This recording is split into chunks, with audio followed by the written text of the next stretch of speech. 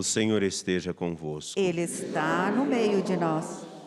Proclamação do Evangelho de Jesus Cristo, segundo Mateus. Glória a vós, Senhor. Naquele tempo, disse Jesus aos seus discípulos: Ficai atentos, porque não sabeis em que dia virá o Senhor. Compreendei bem isso. Se o dono da casa soubesse a que horas viria o ladrão, certamente vigiaria e não deixaria que sua casa fosse arrombada. Por isso, também vós ficai preparados, porque na hora em que menos pensais, o Filho do Homem virá.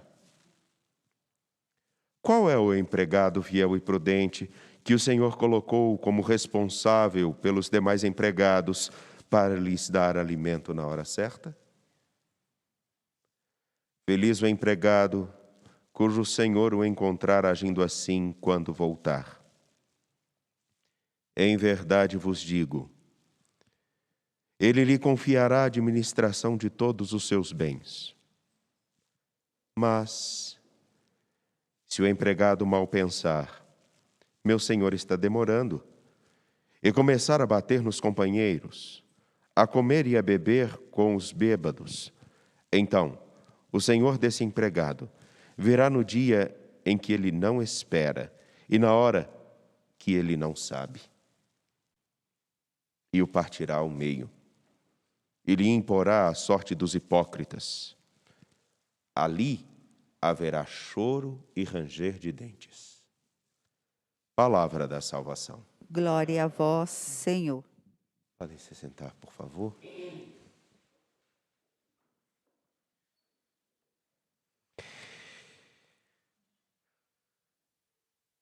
Caríssimos, caríssimas que aqui estão no Santuário Basílica de Nossa Senhora da Piedade, sejam muito bem-vindos. Vocês que nos acompanham também pelo nosso canal no YouTube, também pela nossa TV Horizonte e pela nossa Rádio América, a TV e a rádio da Padroeira de Minas Gerais. E também aqueles que nos acompanham em Ponte Nova e região, através da rede da nossa retransmissora Educar.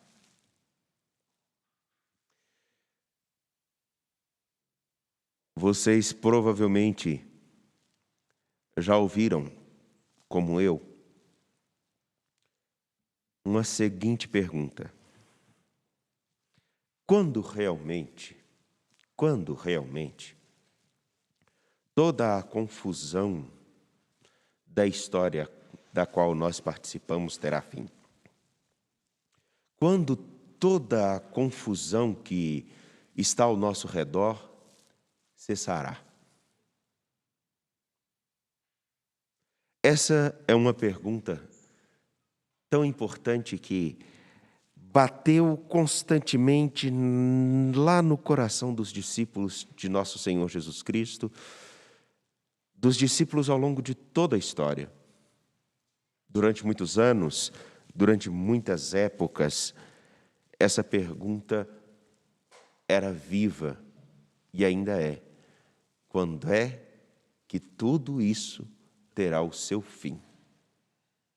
E tudo isso que eu digo é aquela pergunta clássica que até pouco tempo alguns estavam ainda fazendo discursos, tinham falas na TV, jornais, o mundo está para acabar.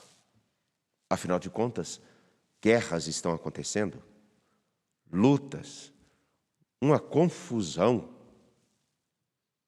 Parece realmente o fim de tudo.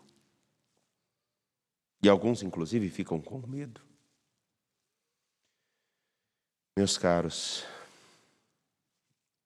Mateus aponta para algo fundamental e que, com certeza, levado a sério, fará com que essa pergunta se torne muito insignificante. Eu explico. O que nós temos no capítulo 24, versículos 42 a 51 de Mateus, quando ele apresenta que é preciso que estejamos vigiando, porque se um dono de uma casa, se cada um de nós soubesse quando um ladrão virá invadir a nossa casa, ele não entraria. Se estivermos bem atentos, se estivermos antenados, ele não entra. Porque tomaremos todas as precauções para que esse ladrão não invada a nossa casa e não tire aquilo que é nosso ou nos faça mal. Daí, se há atenção para prevenir que alguém não invada a nossa casa, ela é tão importante, mais importante ainda é pensarmos que há um ladrão que pode invadir a nossa história, que é o mal, que é a negligência, aquilo tudo que não condiz com um caminho que garanta a nossa dignidade como seres humanos, mas também aquilo que não garanta, que fira a nossa dignidade como filhos de Deus. Para isso é necessário ter atenção, vigilância. Não importa quando um ladrão virá, o que importa é saber e estar atento, porque se ele chegar, não o deixaremos entrar. Agora, em paralelo com essa pergunta, quando realmente o mundo terá o seu fim? Aqui a pergunta não é quando realmente tudo terminará. A pergunta principal é: quando começará uma história nova? Quando começará, na verdade, uma história onde Deus realmente conduz a história? Quando nós estivermos atentos e percebermos a importância de hoje, agora, nesse momento, olharmos para todos os sinais de infidelidade que nós ou que ao nosso redor está e tomarmos o cuidado para não cometermos as mesmas infidelidades. Está no fato de olharmos com atenção para que, se realmente Deus é o Senhor da nossa história, pensarmos como nós estamos cuidando dos nossos dias e da administração de nossa vida, da vida da qual nós participamos, de maneira com que ela tenha realmente o esplendor que ela merece. E daí me perdoem, não importa se o mundo teria um fim amanhã ou agora. O que importa é, eu estou vivendo como a última oportunidade de viver, de estar em plena comunhão, de realizar a vontade de Deus na minha história? Porque se hoje eu estiver atento, tomando cuidado para que as várias facetas da maldade, ou de qualquer outro nome que cada um queira dar, que não condizem com a dignidade que todos nós carregamos, se nós estivermos muito bem atentos, nós saberemos quando, inclusive, o nosso ímpeto começa a nos levar para um caminho de incoerência com o Evangelho.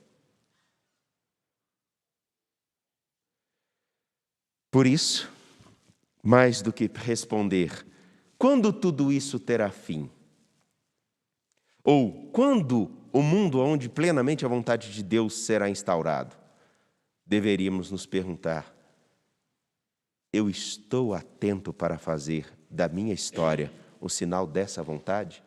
Da vontade desse que me chamou? Da vontade desse que me quer com ele?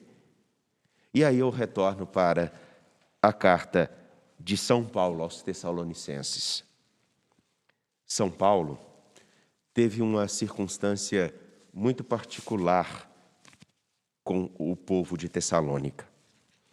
Ele estava em Tessalônica ajudando para que eles compreendessem bem a mensagem do Evangelho e assumissem com fidelidade o Evangelho, porque aquilo que se conhece bem, sabe-se como viver bem.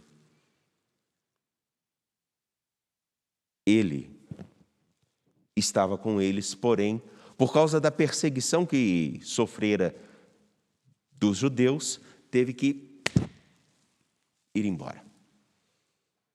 E ele ficou muito preocupado em saber se eles realmente tinham abraçado a fé de modo coerente. Ele ficou muito preocupado se eles realmente estavam convictos de seguir a Jesus Cristo. É por isso que ele vai dizer: irmãos, ficamos confortados em meio a toda angústia e tribulação pela notícia acerca da vossa fé. Ficamos confortados em saber que vocês, apesar da limitação do tempo que estive com vocês, que vocês abraçaram a fé e dão um testemunho qualificado hoje, no minuto de cada dia de vocês, de fidelidade a Jesus. Ficamos confortados em saber que vocês progrediram na vivência da fé. E existem muitos que se preocupam com o dia em que o mundo terminará e se esquecem de perceber: hoje eu estou fazendo aquilo que São Paulo esperava ver em todas as suas comunidades, que era o Evangelho florescer no meio de todos, e que a fidelidade ao Evangelho não fosse simplesmente uma palavra, um discurso ou objetos portados em suas mãos, mas que fosse realmente um jeito coerente de viver cada minuto. A imagem de Paulo aos Tessalonicenses, no qual ele se alegra ao ver a fidelidade desses irmãos, é um incentivo para pensarmos numa coisa. Nenhum de nós gostaria de ser visitado por um ladrão, a não ser que alguém esteja com a casa à disposição. Alguém se candidata? Nenhum de nós quer ter essa violação. E essa pergunta retórica, ela tem um grande sentido. Porque o mundo que nós desejamos ver, de fidelidade ao Evangelho, ele não depende dos outros. Ele depende de mim. É de mim, da minha vigilância e do meu querer, do meu abraçar a fé. E a incoerência de tantos pode ser, inclusive, esse próprio ladrão que, batendo a nossa porta, pode nos levar a pensar: é melhor abrir mão e desistir. Vivamos de qualquer modo. Por isso é necessário a vigilância e a atenção. Pensemos, somente um instante, se realmente a nossa atenção e a nossa vigilância, o nosso cuidado para com a vida e o modo com que procedemos cada minuto está coerente com o fato de tentarmos ou de podermos responder a um gesto sublime de amor. O de que quem poderia desistir de nós não desistiu e insiste em nos oferecer um caminho de vida. Qual a nossa escolha? Qual o nosso caminho? Qual a intensidade da nossa vigilância? E aqui deixe-me dizer, não é a vigilância de pensar no que nós não devemos fazer. É a vigilância de perceber o que eu preciso fazer. Porque o que eu preciso precisa muito mais atenção. Quando eu fortaleço as minhas virtudes, eu dou menos espaço para o que não vale a pena. Me lembro agora da fala de Santa Dulce dos Pobres. Quem se dedica em espalhar amor não tem tempo para outras coisas. Quem se dedica em viver o Evangelho, atenção ao Evangelho, não tem tempo para outras coisas. Que o Senhor nosso Deus nos ajude na fidelidade a Ele e na vigilância diante da vida, para fazermos em nós a sua vontade. De pé, confiantes, apresentemos nossas preces. Juntos responderemos, ouvi